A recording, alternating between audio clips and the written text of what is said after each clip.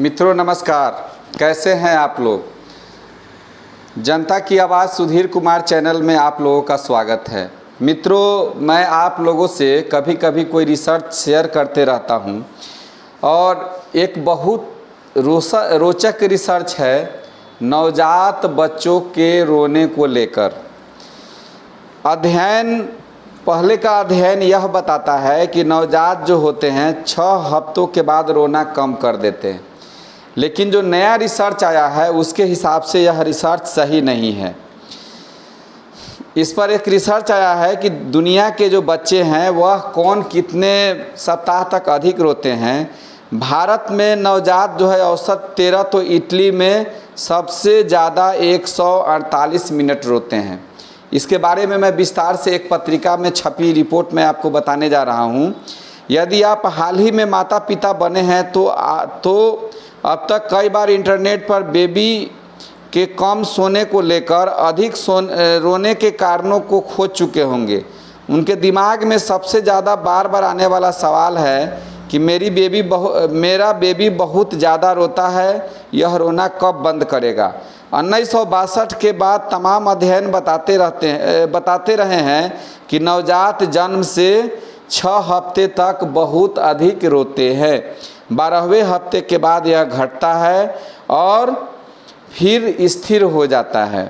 हालांकि डेनमार्क की आरहुस यूनिवर्सिटी का ताज़ा अध्ययन बताता है कि बच्चे 12 हफ्ते ही नहीं, इसके बाद तक भी बहुत ज़्यादा रोते हैं।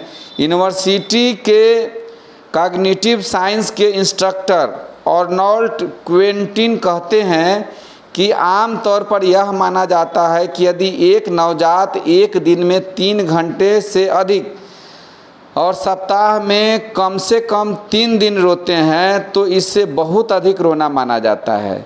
जन्म के 6 हफ्ते में 17 से 25% बच्चे इसी तरह रोते हैं। यूनिवर्सिटी के शोधकर्ताओं ने 17 देशों के 37 अलग अलग रिसर्च प्रोजेक्ट पर अध्ययन किया। इसमें एक हफ्ते में 52 हफ्ते उम्र वाले 7580 नवजातों के रोने के पैटर्न को देखा गया। अध्ययन में बच्चों के रोने का 12 महीनों के पैटर्न तक देखा गया, जबकि पुराने अध्ययन में 12 हफ्तों का ही पैटर्न देखा गया था। शोधकर्ताओं ने पाया कि किसी बच्चे के 5 हफ्ते के बाद अधिक रोने का ट्रेंड कम होते नहीं देखा। बच्चे का अधिक रोना हफ्तों नहीं 6 महीने तक जारी रह सकता है। अध्ययन में शामिल आधे नवजात लड़के और बाकी लड़कियां थी। अधिक रोने का पैटर्न दोनों में बराबर देखा गया। बेटे और बेटी में कोई अंतर नहीं हुआ रोने में। यूनिवर्सिटी के न्यूरो साइंटिस्ट क्रिस्टीन पार्सन कहती हैं कि रोना छोटे बच्चों के विकास का एक महत्वपूर्ण हिस्सा होता है। बच्चे इसका उपयोग पेरेंट्स का ध्यान आकर्षित करने के लिए करते हैं। पेरेंट्स उन पर किस तरह से प्रतिक्रिया करते हैं उसी से शिशु का भावनात्मक विकास तय होता है। बच्चे बहुत चालाक होते हैं, प्रकृति से जुड़े होते हैं।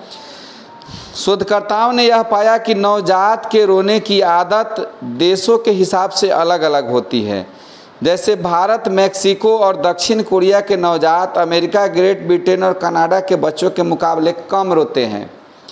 अध्ययन के दौरान यह पाया गया कि भारत में 1 से 38 हफ्ते के बच्चे औसत 13 से 27 मिनट रोते हैं। वहीं इटली में यह 148 मिनट और तुर्की में 190 मिनट तक है।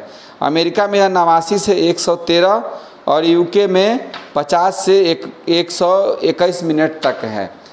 साइंस टेक्नोलॉजी का युग बढ़ गया है और अब किसी भी चीज़ को निष्कर्ष पर पहुंचने से पहले वैज्ञानिक जो होते हैं उसके डाटा को एकत्रित कर लेना चाहते हैं, चूँकि जो बहुत से लोगों पर जब उसका रिसर्च होता है और वह जब छन के आता है तो वह 100% एक्यूरेट होता है। उसी आधार पर बच्चों के रोने का जो रिसर्च जो किया गया कि तो इसमें पाया गया कि बच्चे जो हैं, चूँकि वो 12 हफ्ता ही उस पर रिसर्च हुआ था, तो वैज्ञानिकों ने मान लिया कि 6 हफ्ते बच्चे रोते हैं। लेकिन जब 1 साल अध्ययन किया गया 12 महीने, तो रिसर्च में यह पता चला कि बच्चे जो हैं वह 6 सप्ताह नहीं बल्कि 6 महीने तक अधिक रोते हैं। रोने से क्या होता है कि उनका मानसिक विकास होता है। रोना उनकी एक प्रक्रिया का हिस्सा है और अपने अभिभावक का, अपने माता पिता का ध्यान अपनी तरफ आकर्षित करने के लिए भी बच्चे रोते हैं। अगर बच्चों से अगर आपका करीब का जुड़ाव रहा होगा तो जब इस रिसर्च को सुनेंगे, जब इस पर अध्ययन करेंगे और दोनों को मिलाकर देखेंगे तो आपके चेहरे पर एक अलग मुस्कान आ जाएगी। जिनके घर में नवजात बच्चे हैं आप उसका अध्ययन कर सकते हैं कि ये कितने दिनों तक लगातार रोते हैं। क्योंकि नए बच्चे में जो क्या होता है, लगाव बहुत अधिक होता है माँ बाप का, तो दोनों मिल के उस पर निगरानी रख सकते हैं। जब पिताजी काम करने जाएं तो माँ को निगरानी, और जब पिताजी आएँ तो खुद भी बच्चों पर निगरानी रखें और एक डेटा वो भी तैयार करके देख सकते हैं। जो ये मैचिंग डेटा है लगभग बराबर होगा।